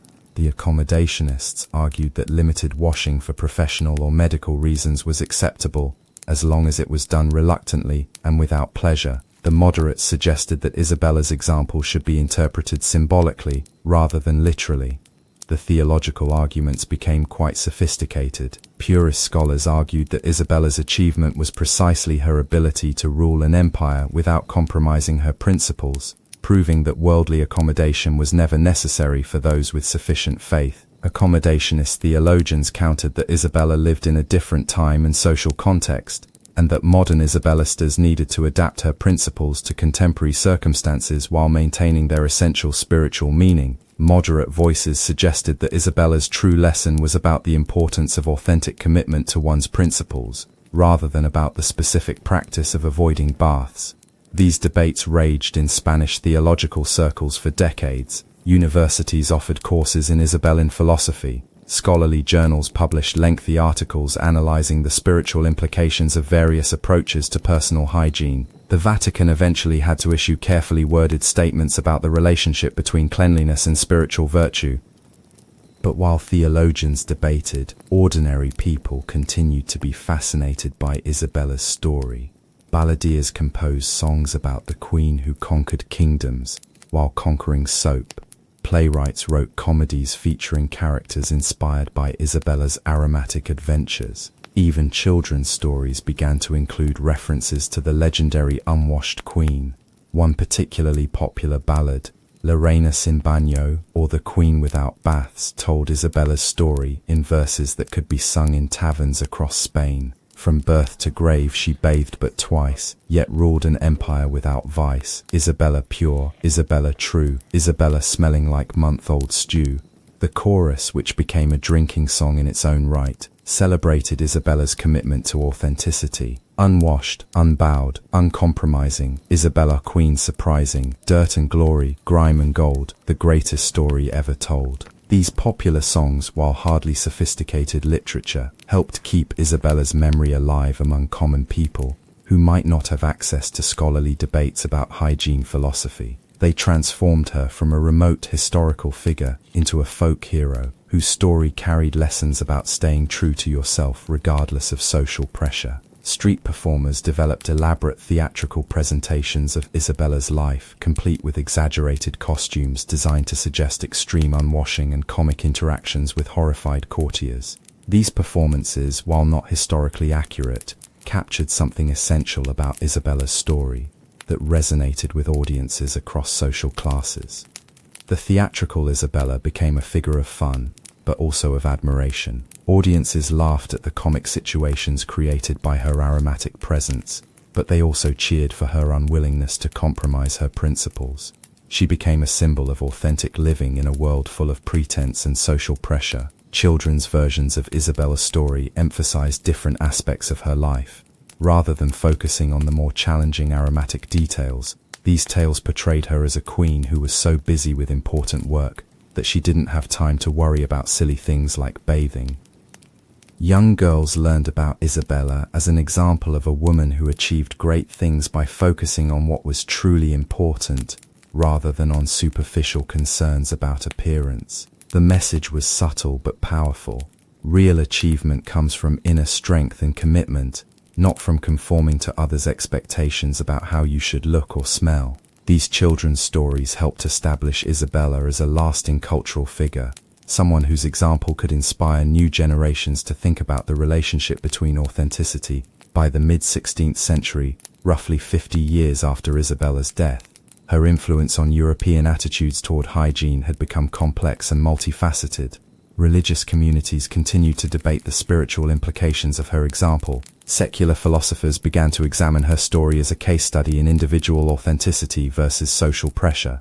The Protestant Reformation, which began just 13 years after Isabella's death, added new dimensions to these discussions. Protestant reformers, critical of what they saw as Catholic emphasis on outward forms of religious observance, found in Isabella's story a complicated example. On one hand, her rejection of bathing could be seen as a form of works-based spirituality, the kind of external religious practice that Protestant theology criticized. On the other hand, her commitment to authentic living regardless of social pressure aligned with Protestant emphasis on individual conscience and personal relationship with God.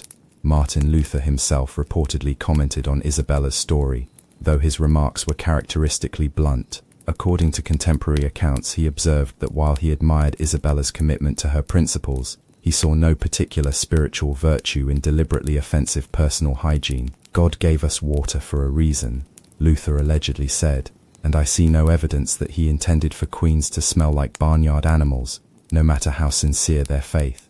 But other Protestant leaders found more to admire in Isabella's example. John Calvin wrote that her willingness to endure social discomfort for the sake of her convictions demonstrated the kind of spiritual strength that he hoped to see in Reformed Christians. Queen Isabella understood something that many of our contemporaries have forgotten.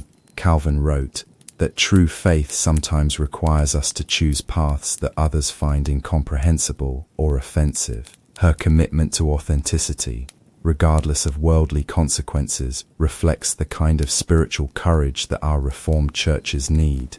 These Protestant interpretations of Isabella's story helped spread her influence beyond Catholic Europe. In regions where Spanish political power was viewed with suspicion, Isabella's personal example could still be appreciated as a model of individual authenticity and spiritual commitment.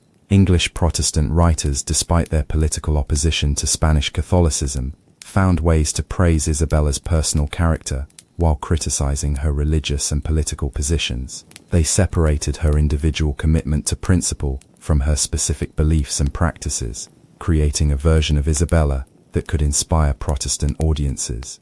Different groups facing different challenges found in her example lessons that supported their own values and goals, even when those values differed significantly from Isabella's actual beliefs. The secularization of Isabella's story accelerated during the Enlightenment, when European intellectuals began to examine her life through the lens of reason rather than faith. Enlightenment philosophers were generally critical of religious extremism, but they found in Isabella's story interesting questions about individual autonomy and social conformity. Voltaire wrote extensively about Isabella, though his analysis focused more on her political achievements than on her hygiene habits. However, he did note that her ability to rule effectively while maintaining such unconventional personal practices demonstrated something important about the relationship between individual authenticity and political authority. Isabella of Castile proved that greatness comes from within, Voltaire wrote, though one wishes she had discovered that cleanliness could also come from within, specifically from within a bathtub.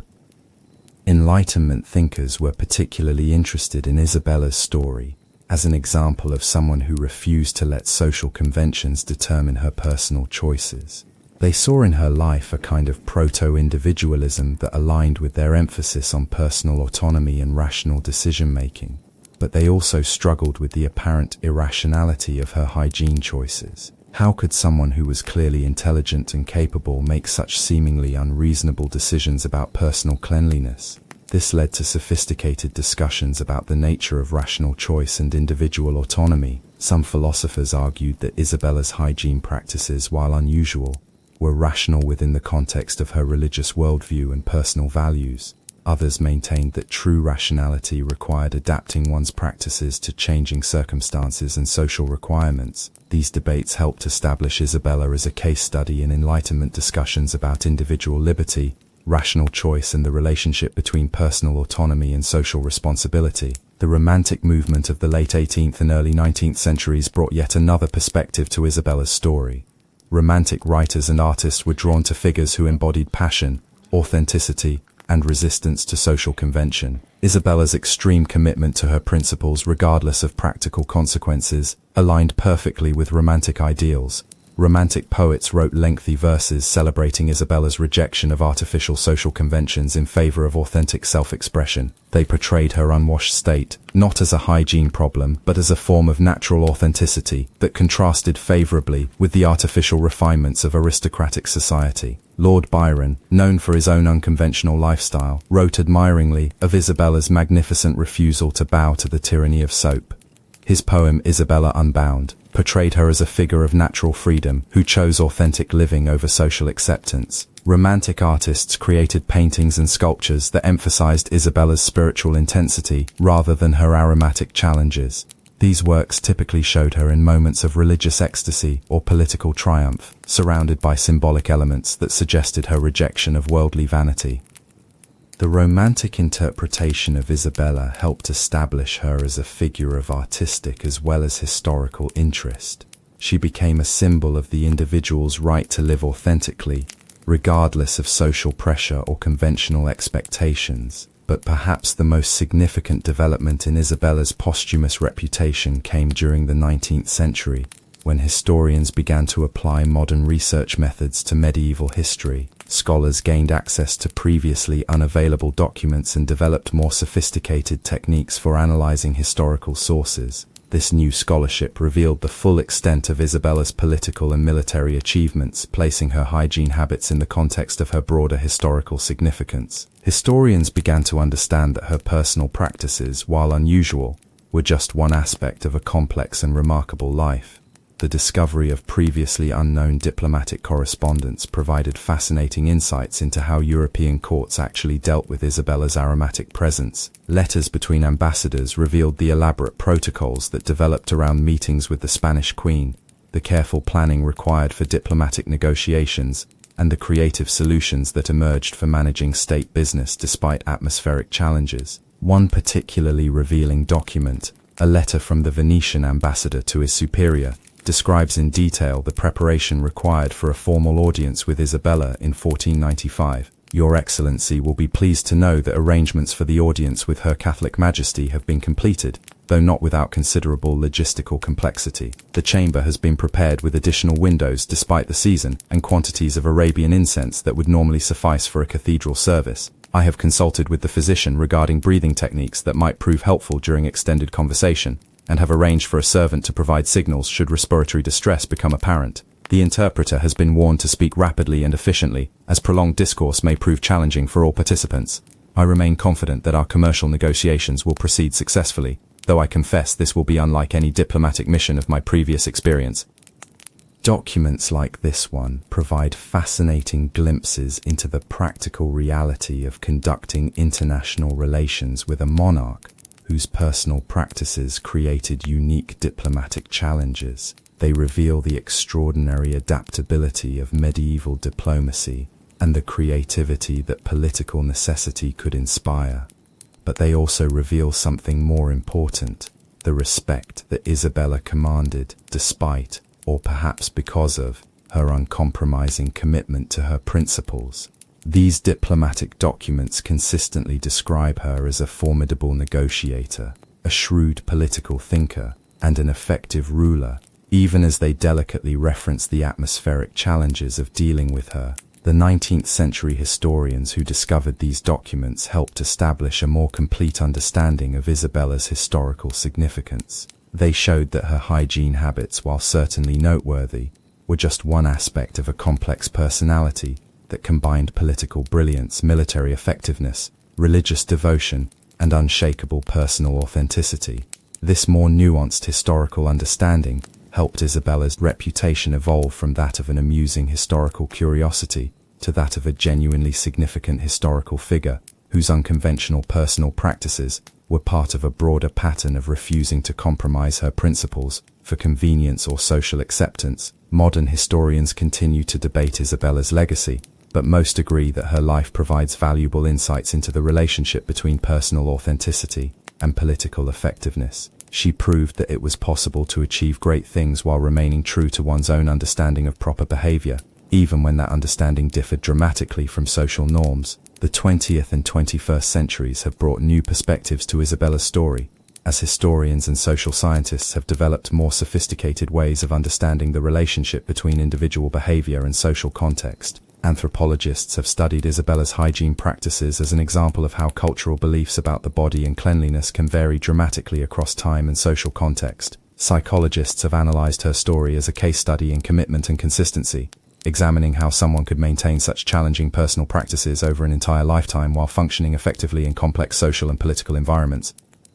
Feminist scholars have found in Isabella's story interesting questions about women's autonomy and the ways that unconventional behavior can both challenge and reinforce social expectations about gender roles. Some feminist interpretations suggest that Isabella's rejection of conventional feminine hygiene practices represented a form of resistance to social expectations about how women should present themselves.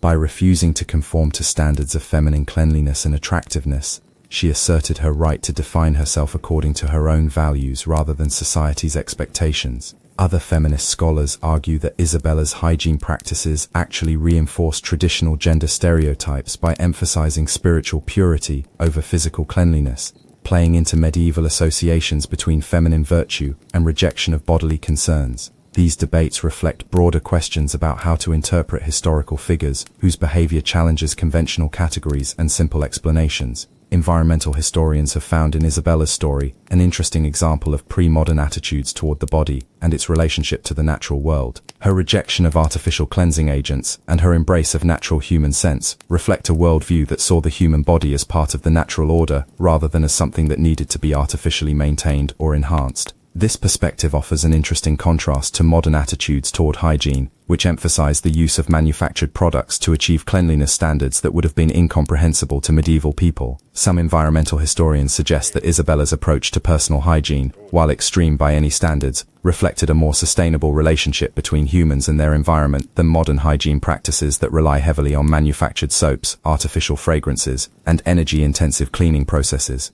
Cultural historians have examined Isabella's story as an example of how personal practices can become symbols of broader cultural values and conflicts. Her commitment to uncleanliness became a symbol of authentic spirituality, Spanish cultural identity, resistance to foreign influence, and individual autonomy, depending on who was interpreting her story and for what purpose. This symbolic flexibility helps explain why Isabella's reputation has remained relevant across centuries and cultural changes. Different groups have found in her story different lessons that support their own values and goals, ensuring that her memory remains alive and meaningful even as the specific context of her life becomes increasingly remote from contemporary experience. Medical historians have studied Isabella's story as an example of how health and hygiene practices have changed over time. Her ability to live a long and apparently healthy life despite practices that modern medicine would consider extremely dangerous challenges. Simple assumptions about the relationship between cleanliness and health. Some medical historians suggest that Isabella's resistance to bathing, while certainly extreme, may not have been as medically dangerous as it would be today. Medieval environments were generally less hygienic than modern ones, and the human microbiome may have been better adapted to functioning without frequent artificial cleansing. Others argue that Isabella's health was probably compromised by her hygiene practices, but that the effects were offset by other factors such as her generally robust constitution, her active lifestyle, and the medical care available to someone of her social status. These medical perspectives add another layer to our understanding of Isabella's story, reminding us that the relationship between personal practices and health outcomes is complex and varies significantly across historical contexts. Religious historians continue to debate the theological implications of Isabella's hygiene philosophy. Some argue that her practices represented a legitimate form of Christian asceticism, similar to other forms of voluntary hardship undertaken for spiritual reasons. Others maintain that her extreme rejection of cleanliness went beyond traditional Christian teaching about the importance of spiritual over physical concerns. representing a form of religious extremism that was not supported by mainstream theological understanding. These debates reflect broader questions about the relationship between individual religious experience and established religious doctrine, questions that remain relevant in contemporary discussions about spirituality and religious practice. But perhaps the most significant aspect of Isabella's continuing relevance is not found in academic debates or scholarly analysis, but in the way her story continues to inspire ordinary people facing their own struggles with social pressure and the challenge of remaining authentic in a world that often demands conformity. Isabella's example reminds us that it is possible to achieve great things while remaining true to your own understanding of what is right, even when that understanding puts you at odds with social conventions and expectations. Her story teaches us that authentic commitment to your principles can overcome enormous practical obstacles and social resistance. It shows us that true strength comes from within, from knowing who you are and what you believe, rather than from conforming to others' expectations about who you should be. Most importantly, Isabella's life demonstrates that the people who make the biggest difference in the world are often those who have the courage to be themselves, completely and uncompromisingly, regardless of what others think. Her legacy is not primarily about hygiene, though that's certainly the most memorable aspect of her story. Her legacy is about the power of authenticity, the importance of principle, and the possibility of achieving greatness while remaining true to yourself. And that perhaps is why Isabella I of Castile continues to fascinate us more than 500 years after her death. In a world that often seems to demand conformity and compromise, her story reminds us that it is possible to choose a different path, to remain authentic, and to achieve remarkable things while doing so. Whether we would choose Isabella's specific path is less important than understanding that she chose a path at all, that she decided to be herself rather than who others expected her to be, and that this choice, however challenging, led to one of the most remarkable lives in human history. As you drift off to sleep tonight, perhaps you can take comfort in Isabella's example. Whatever challenges you face, whatever pressures you feel to conform or compromise, remember that it is possible to remain true to yourself. Remember that authenticity is always an option, even when it's difficult. Remember that the most memorable people in history are often those who had the courage to be magnificently, uncompromisingly themselves. And remember that greatness comes in many forms, but it always requires the courage to be who you truly are, regardless of what others think, regardless of how much easier it would be to simply conform, regardless of the cost. Isabella I of Castile conquered kingdoms, unified nations, and changed the course of world history. But perhaps her greatest conquest was over the human tendency to compromise our principles for the sake of social acceptance. She proved that you can rule an empire while ruling yourself, that you can change the world while remaining unchanged, that you can achieve immortality not through monuments or statues, but through the simple act of being authentically, courageously, uncompromisingly yourself. Sweet dreams, and may you find in Isabella's aromatic example the inspiration to remain true to yourself, whatever that might mean, however challenging it might be, however much easier it would be to simply wash away your principles and conform to what others expect. After all, if Isabella could do it while smelling like a medieval stable, surely the rest of us can find our own ways to remain authentic while facing our own, presumably less fragrant challenges. Sleep well, dream of queens who chose principle over perfume, and remember that true greatness always comes from within, even if it sometimes smells like it's been marinating there for several decades. But Isabella's story doesn't end with inspirational bedtime thoughts. Oh no, we're just getting to the really interesting part, because what happened after Isabella's death wasn't just the spread of her hygiene philosophy or the development of academic debates about authentic living. What happened was something far more complex and fascinating: the gradual transformation of Isabella from historical figure to cultural phenomenon. In the decades following her death, Isabella's story began to evolve in ways that would have probably amazed even her. Different cultures, different time periods, and different social movements found in her life lessons that supported their own goals and values, often in ways that had little to do with her actual historical circumstances. The Spanish colonial empire, expanding rapidly through the Americas in the 16th century, carried Isabella's story to new continents and new cultures. Spanish missionaries, attempting to convert indigenous populations to Christianity, discovered that Isabella's example of choosing spiritual authenticity over worldly comfort resonated with many Native American cultures that had their own complex relationships with concepts of natural living and artificial enhancement.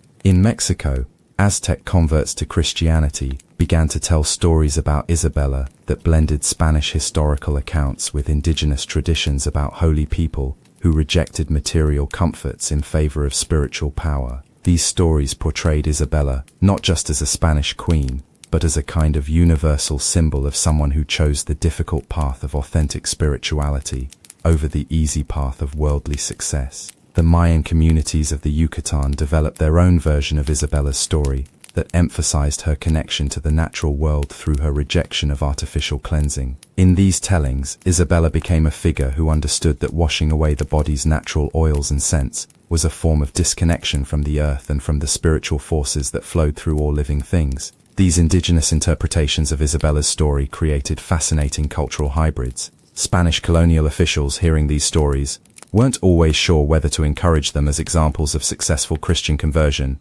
or to discourage them as potentially dangerous deviations from Orthodox Catholic teaching. But the stories continued to spread and evolve. In Peru, Inca descendants told of Isabella as a queen who understood that true nobility came from inner spiritual strength rather than from external displays of wealth and refinement.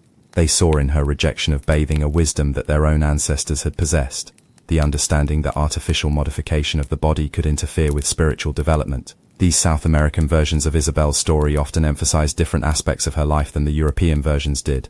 Rather than focusing primarily on her political and military achievements, they highlighted her spiritual discipline, her connection to natural living, and her rejection of artificial social conventions. The result was a version of Isabella that was simultaneously more universal and more culturally specific than the historical figure. Universal because it emphasized themes of authenticity and spiritual commitment that resonated across cultures, but culturally specific because each community interpreted these themes through their own cultural lens and religious understanding. Meanwhile, back in Europe, Isabella's story continued to evolve in different directions. The Counter-Reformation, the Catholic Church's response to Protestant criticism, found in Isabella's life a complex example that could be used to support different aspects of Reformed Catholic teaching. Some Counter-Reformation theologians emphasized Isabella's extreme devotion and her willingness to endure personal discomfort for spiritual reasons as examples of the kind of intense Catholic faith that could resist Protestant challenges. They portrayed her hygiene practices as a form of mortification that demonstrated the superiority of Catholic spiritual discipline over Protestant emphasis on worldly success and comfort. Other Catholic reformers were less comfortable with Isabella's extreme practices. They worried that emphasizing such unusual behavior might reinforce Protestant criticism of Catholic extremism and superstition. These theologians preferred to focus on Isabella's political achievements and her success in promoting Catholic unity, while diplomatically downplaying the more aromatic aspects of her spiritual life. The Jesuits, newly formed during this period, developed a particularly sophisticated approach to Isabella's story. They saw in her life an example of how intense personal spiritual discipline could be combined with effective action in the world. Isabella's ability to rule successfully while maintaining such challenging personal practices demonstrated that contemplative and active spiritual life could be integrated. Jesuit missionaries carried this interpretation of Isabella's story to their missions around the world. In China, they told Confucian scholars about a European queen who had combined effective governance with personal spiritual discipline, emphasizing the aspects of her story that would resonate with Chinese values about the integration of personal cultivation and public service. In India, Jesuit missionaries found that Isabella's story resonated with Hindu concepts of asceticism and the rejection of worldly attachment. They were able to present her as an example of someone who had achieved worldly success while maintaining spiritual detachment, a concept that Indian audiences could understand and appreciate, even if they didn't share her specific religious beliefs. These international versions of Isabella's story continued to evolve and diversify.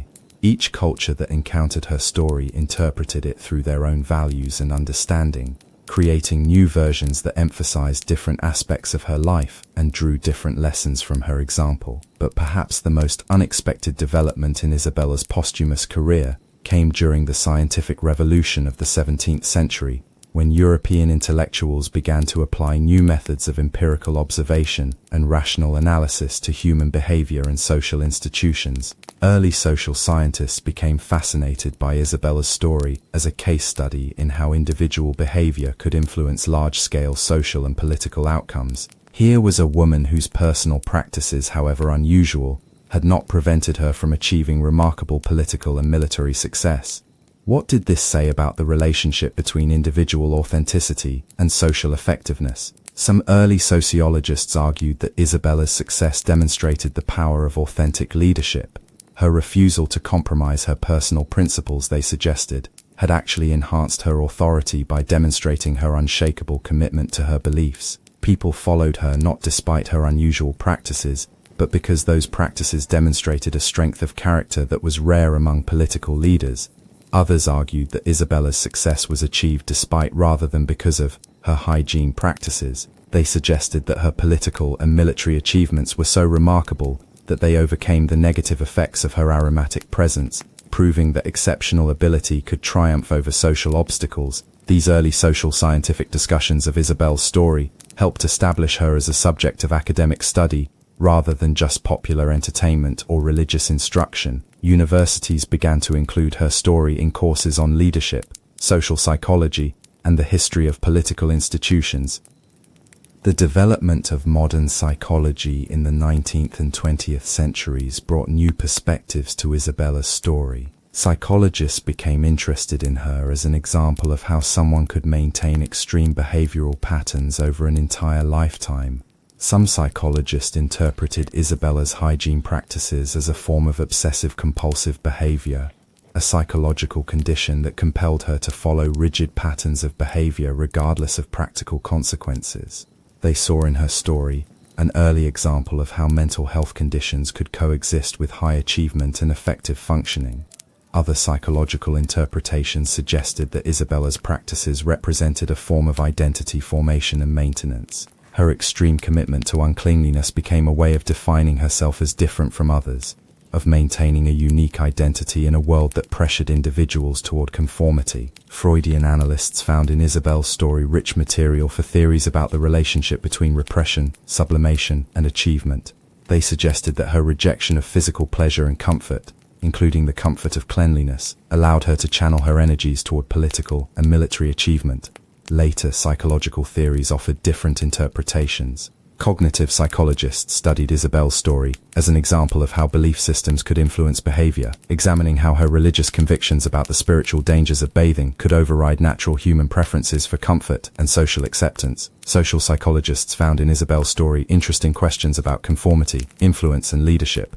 How could someone maintain such non-conforming behavior while simultaneously exercising effective leadership over others? What did this say about the relationship between individual authenticity and social influence? These psychological perspectives added new dimensions to understanding Isabella's story, though they also raised questions about the appropriateness of applying modern psychological categories to historical figures whose behavior occurred in very different social and cultural contexts.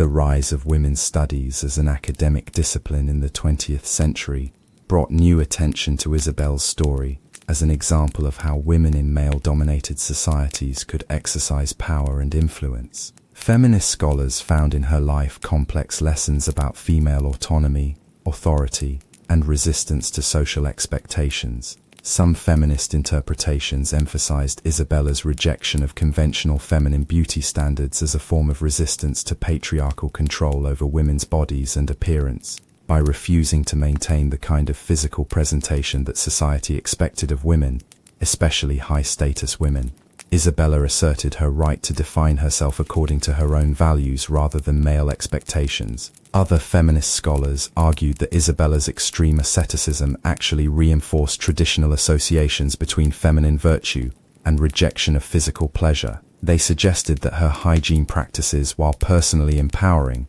did not challenge fundamental assumptions about women's relationship to their bodies and to worldly pleasure. Still, other feminist historians found in Isabella's story evidence of how women could achieve power and influence by working within traditional religious and cultural frameworks while subtly subverting their constraints. Isabella's extreme piety gave her moral authority that she could then use to exercise political power in ways that might not have been available to women who challenged religious conventions more directly.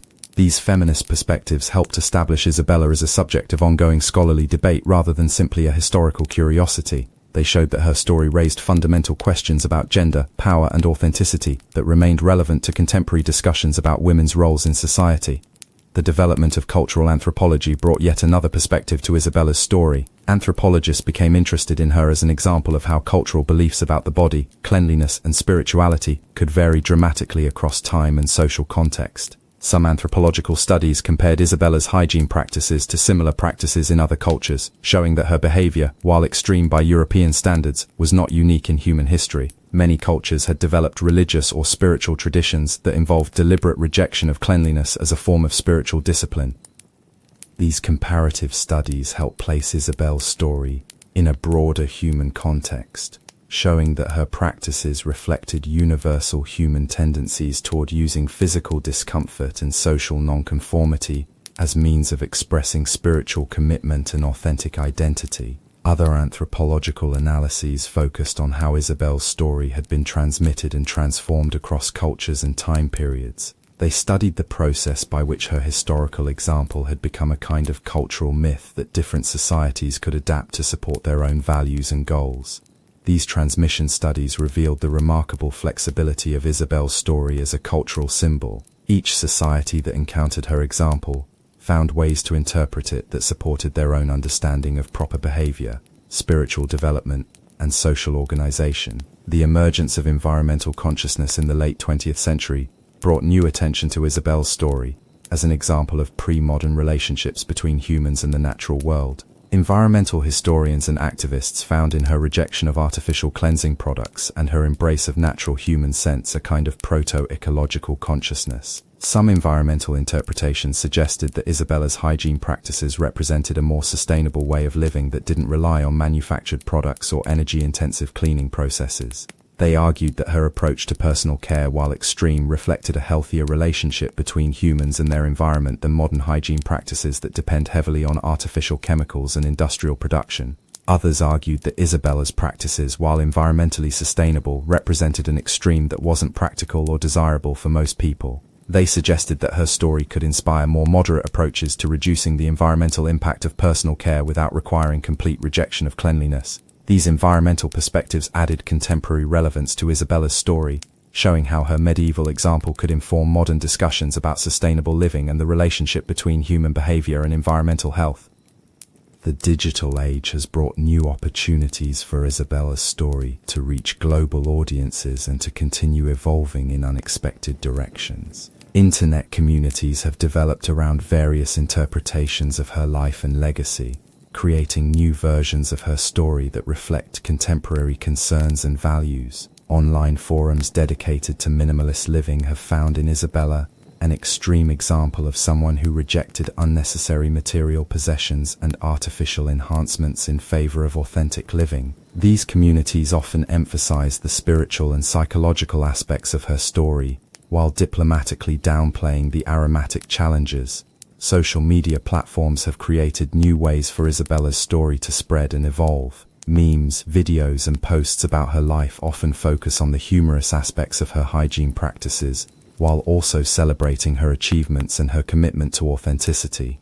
These digital versions of Isabella's story often emphasize different aspects than traditional historical accounts. They tend to focus more on personal empowerment and individual authenticity, and less on the specific religious and political context of her historical moment. But perhaps the most significant aspect of Isabella's contemporary relevance is the way her story continues to provide comfort and inspiration to people facing their own struggles with social pressure and the challenge of remaining authentic in a world that often demands conformity. In an age of social media where people face constant pressure to present idealized versions of themselves to the world, Isabella's example of completely rejecting artificial presentation in favor of authentic self-expression offers a radical alternative perspective. Her story reminds us that it is possible to achieve great things while being completely uncompromisingly yourself, even when being yourself means being very different from what others expect or want. Modern readers facing pressure to conform to social media standards of appearance, behavior, or lifestyle can find in Isabella's story an extreme but powerful example of someone who chose authenticity over acceptance and achieved remarkable success as a result.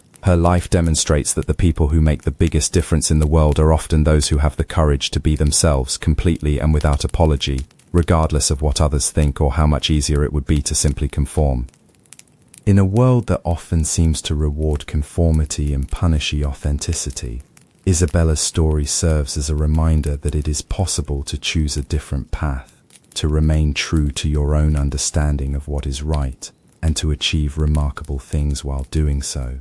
Whether we would choose Isabella's specific path is less important than understanding that she chose a path at all, that she decided to be herself rather than who others expected her to be, and that this choice, however challenging and aromatic, led to one of the most remarkable and influential lives in human history. Her legacy continues to evolve and inspire new generations because her fundamental message transcends the specific details of her hygiene practices or her historical context. Her message is simple but powerful.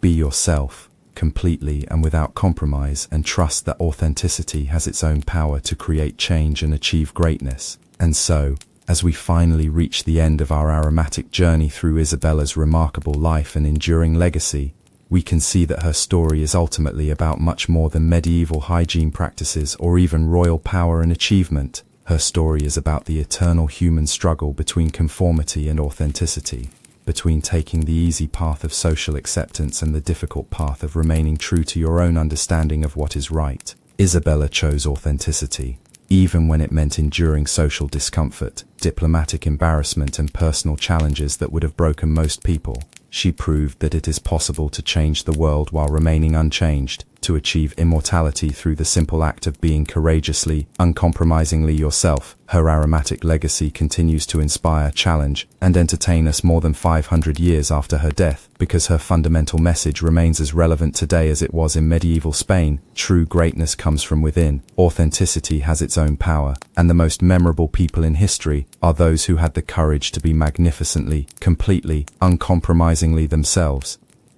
So sleep well tonight. Dream of queens who chose principle over perfume, and remember that whatever challenges you face, whatever pressures you feel to conform or compromise, it is always possible to choose authenticity. It is always possible to be yourself. However difficult that might be, however much easier it would be to simply wash away your principles and conform to what others expect. After all, if Isabella could rule an empire while smelling like a medieval stable, surely the rest of us can find our own ways to remain authentic while facing our own presumably less fragrant challenges. And who knows, perhaps someday, centuries from now, future historians will tell stories about our own commitment to authenticity, our own courage to be ourselves despite social pressure, our own aromatic or otherwise memorable ways of refusing to compromise our principles for the sake of conformity. Perhaps they too will find in our stories lessons about the power of authenticity, the importance of principle, and the remarkable things that become possible when someone has the courage to be completely, uncompromisingly, magnificently themselves. Sweet dreams, and may you wake tomorrow with renewed commitment to being authentically, courageously, uncompromisingly you, whatever that might mean. However that might smell, however challenging it might be to maintain in a world that often seems to prefer conformity over authenticity. After all, greatness has never been about being like everyone else. It has always been about having the courage to be remarkably, memorably, authentically yourself. Just ask Isabella III for Castile, who proved that you can conquer kingdoms, change history, and achieve immortality without ever compromising the simple act of being who you truly are. Even if who you truly are happens to smell like you've been composting for several decades. Especially then,